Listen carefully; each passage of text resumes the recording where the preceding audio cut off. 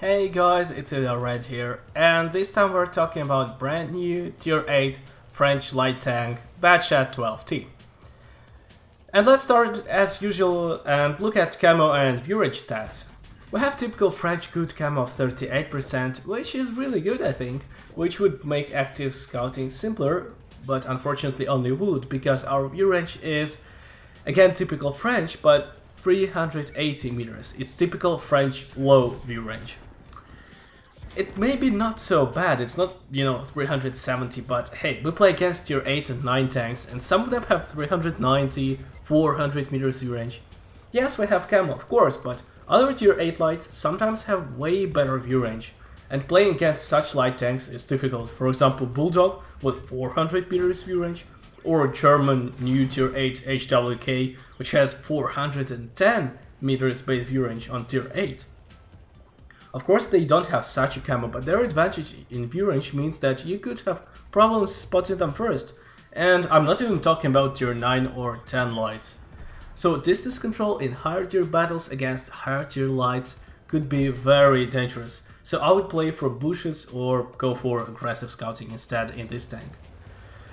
Okay, didn't sound too good. Yeah, the start wasn't too good, so let's move to the mobility. Maybe there is something better waiting for us. We have 33 horses per ton, 68 km/h max speed, and Chinese ground resistance. The ground resistance is very good. The tank is like a swan, it slides onto the ground, it flows onto the ground, it accelerates very quickly. You just press the key and it just goes where you want it to go. So the mobility is absolutely outstanding. I absolutely love driving in this tank. It's just so easy, so comfortable. You're always everywhere in time.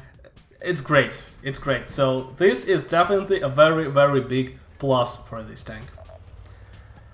Okay, so we have problems with view range.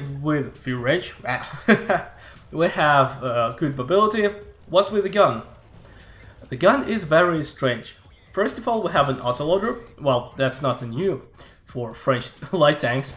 And it has 4 rounds of 170 damage each. That's a weird number. So that gives us a total of 680 damage per magazine, which doesn't sound too good, but the reload of the magazine is only 20 seconds, and within the magazine only 2 seconds, unlike most other French tanks with 2.73. And if you think that this gun is rubbish, then you are completely wrong. Yes, you can't take out anyone with a single magazine, so don't rush anyone unless they are low on health, but with that small magazine reload, you are always ready to fire. Up to tier 8 you don't have any problems with penetration. If you play against tier 9 or 10 tanks, that could be difficult, because your pen is only 170, just like alpha damage. It's pretty little, I agree, but it's not the end of the world. There are a lot of soft targets around, plus you have really incredible mobility. You can use it to flank the opponents, or you can always play as a scout because you are quick, and we're going to talk about how to play it as a scout a bit later.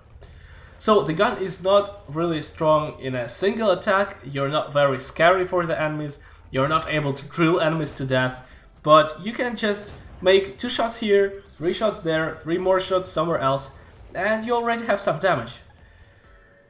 Okay, it's not that bad as a scout, if you have good crew, of course. But, unlike LTG, for example, I would say that despite this so-so view range, the mobility of this tank does really pull it out.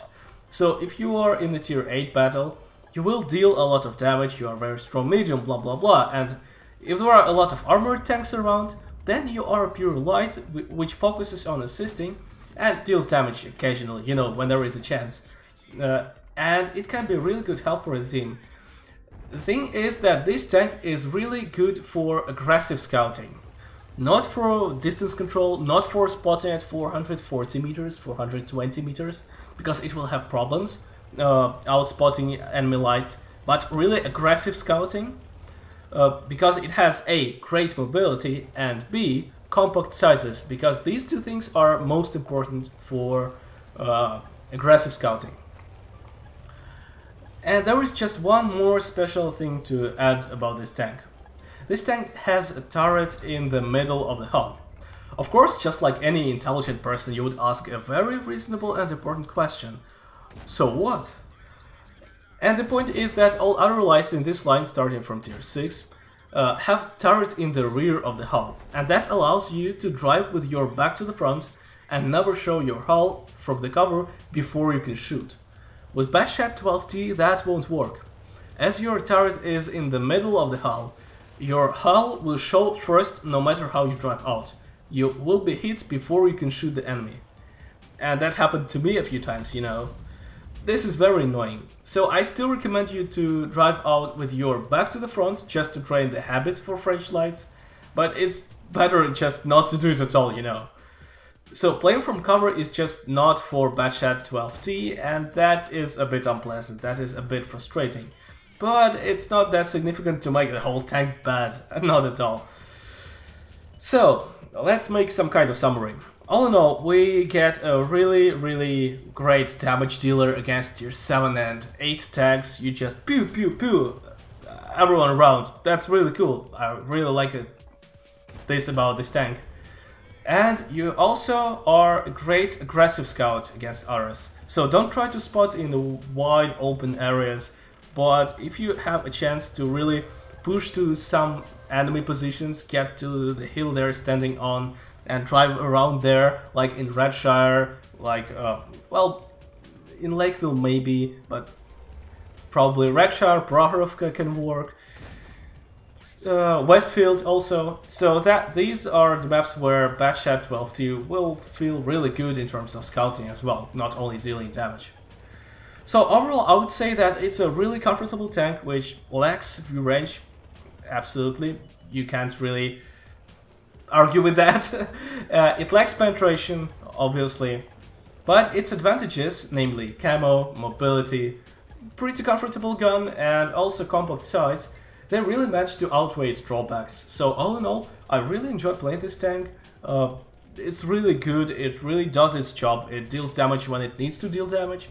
It assists very well, which I like about light tanks, because not many light tanks these days can really be good scouts, can really assist well. So this is kind of a universal tank, and yeah, I enjoyed it and I hope that you will enjoy it as well. So if this was interesting for you, then you can give me a like and do all the other stuff that YouTubers always say all the time. I guess you already know that stuff. So thank you for watching, guys, and see you in the next videos.